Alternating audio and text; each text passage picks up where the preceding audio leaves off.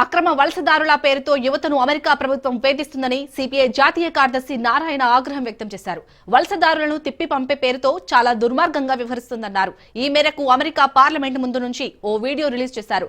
Trump ప్రభుత్వం వలసదారులను తిప్పి పంపడానికి ఎన్నుకున్న విధానాన్ని తీవ్రంగా తప్పుపట్టారు నారాయణ. అంటే మనం పార్లమెంట్ అంటాం. ప్రధానంగా ఈ అమెరికన్ గవర్నమెంట్ ఈ ఇల్లీగల్ ఇమిగ్రెంట్స్ పేరుతోటి ఈ యువకుల్ని హంట్ చేస్తా ఉన్నారు.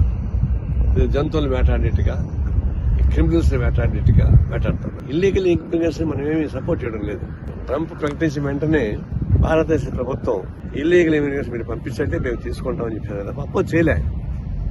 మన వాషింగ్టన్ కి మోడీ వచ్చారు, ప్రధానమంత్రి. ట్రంప్ ఇద్దరు కలిసి మాట్లాడుకున్నారు, ప్రెస్ మీట్ చేశారు, కార్డియల్ గా మాట్లాడుకున్నారు. కానీ మసట్ రోజు నుంచి వల్ల హంట చేయడం వల్ల నేను చెప్పేది ఏంటంటే ఇల్లీగల్ ఇమిగ్రెంట్స్ ని ప్రాసెస్ ప్రకారం చేయించాలి. వాళ్ళు ఫైన్ మార్నింగ్ వచ్చిన వాళ్ళు కాదు, వాళ్ళు డికేట్స్ వచ్చారు.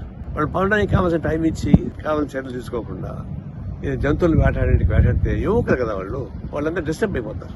లైఫ్ అంతా డిస్టర్బ్ అయిపోతుంది.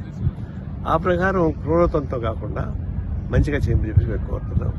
ఒకవేళ మంచిగా మాట్లాడి ప్రధానమంత్రితో ప్రధానమంత్రి సానుకూలం ప్రకటించడానికి కూడా ఈ విధంగా అమెరికన్ గవర్నమెంట్ చేయడం అనేది చాలా విచారకరమైనది. దాన్ని తీవ్రంగా ఖండిస్తున్నాం.